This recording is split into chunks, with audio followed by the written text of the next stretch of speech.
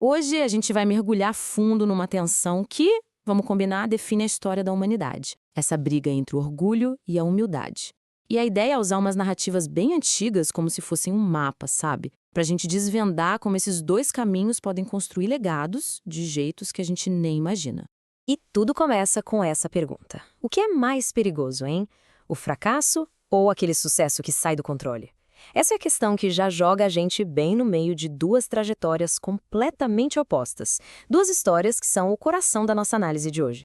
E a nossa primeira parada é a história do rei Salomão. É um estudo de caso impressionante, na verdade, de como o sucesso, quando não vem acompanhado de humildade, acaba plantando as sementes da própria ruína.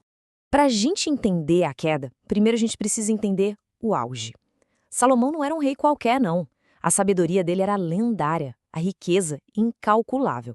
Ele tinha literalmente tudo. E tudo isso era visto como um dom divino que o colocou no topo do mundo.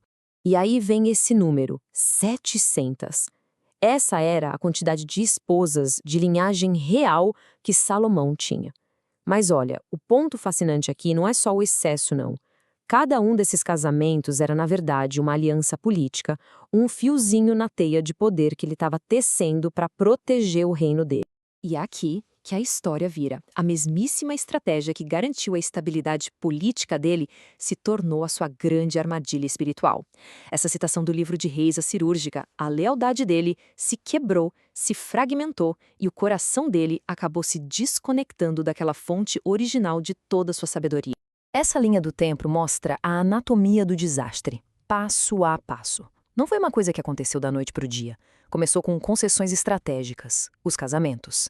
Isso levou a concessões espirituais, os templos. O resultado foi um alerta divino e, no fim, a fratura de tudo que ele construiu. É uma relação de causa e efeito muito clara, e tudo movido pelo orgulho. Agora, a gente vai dar uma virada de 180 graus. Vamos para a nossa segunda figura, cuja história é tipo o negativo da de Salomão. Se Salomão mostra a queda do topo do sucesso, Saulo de Tarso, ele mostra a ascensão a partir do fundo do poço. E este slide aqui é o ponto central de tudo. De um lado, Salomão, que começa com tudo e perde. Do outro, Saulo, que começa como um inimigo declarado e se torna um dos maiores defensores da fé que ele um dia atacou. São duas trajetórias em rota de colisão. Não poderiam ser mais diferentes. Mas quem era Saulo no começo? O livro de Atos não mede palavras. Ele era um homem movido por uma convicção orgulhosa, quase cega, com a certeza absoluta de que estava fazendo a coisa certa ao perseguir os seguidores de Jesus. Ele era, sem dúvida nenhuma, o vilão da história.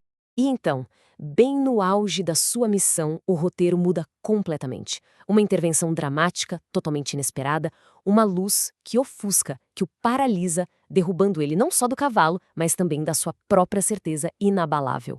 Essa é a pergunta que estilhaça a realidade de Saulo. Repara que não há uma acusação, é uma pergunta. Íntima, devastadora. Ela o força a encarar a verdadeira identidade de quem ele estava perseguindo.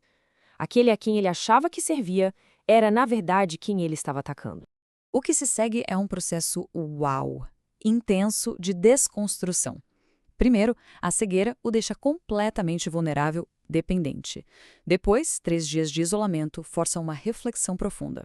E o clímax é ser curado por Ananias, justamente um representante daquelas pessoas que ele perseguia. E a virada é imediata. Sem hesitar, ele assume uma identidade radicalmente nova. Ok, vamos sair um pouco das narrativas agora para mergulhar nos princípios por trás delas. Afinal, o que é essa tal de humildade que foi tão transformadora para Saulo e cuja ausência foi tão fatal para Salomão? Esse trecho do Salmo 131 nos dá uma definição quase poética. A humildade aqui não é se sentir inferior, não. É ter uma noção muito clara dos próprios limites. É a escolha de não se consumir com grandes assuntos, com coisas fora do controle, e se encontrar paz no seu próprio espaço. E a metáfora que o Salmo usa é muito forte. Pensa numa criança que já foi desmamada. Ela não busca mais o alimento com ansiedade. Ela simplesmente descansa segura, confiando na presença da mãe. Essa é a imagem da humildade, uma força que nasce da confiança e não daquela busca desesperada por mais poder ou status. Mas e o orgulho? Como é que ele aparece no dia a dia? O livro de Provérbios nos dá um diagnóstico bem prático. Dar ouvidos a mentiras, por exemplo, mostra uma preferência pela maldade. Zombar dos pobres não é só crueldade, é como desprezar o próprio Criador de todas as pessoas. No fim, o ponto central é este: o orgulho se revela no jeito como a gente trata a verdade e os mais frágeis. Então, o que acontece quando a gente junta todas essas peças? A gente percebe que está diante de uma escolha fundamental, uma escolha que ecoa através dos tempos. Cada um desses textos nos deu uma pecinha do quebra-cabeça. O livro de Reis nos alertou sobre o perigo do sucesso. Atos nos mostrou o poder de uma crise que nos humilha. O Salmo 131 redefiniu a força como confiança. E Provérbios nos deu um teste decisivo para o orgulho. Juntas, essas peças formam uma mensagem muito clara e, nossa, incrivelmente relevante. O que nos leva de volta à questão fundamental. As jornadas de Salomão e Saulo sugerem que o ponto de partida não determina o destino. O que realmente define um legado, talvez, não seja o caminho em que a gente começa, mas sim a direção para a qual a gente decide virar, principalmente naquelas encruzilhadas do sucesso e do fracasso.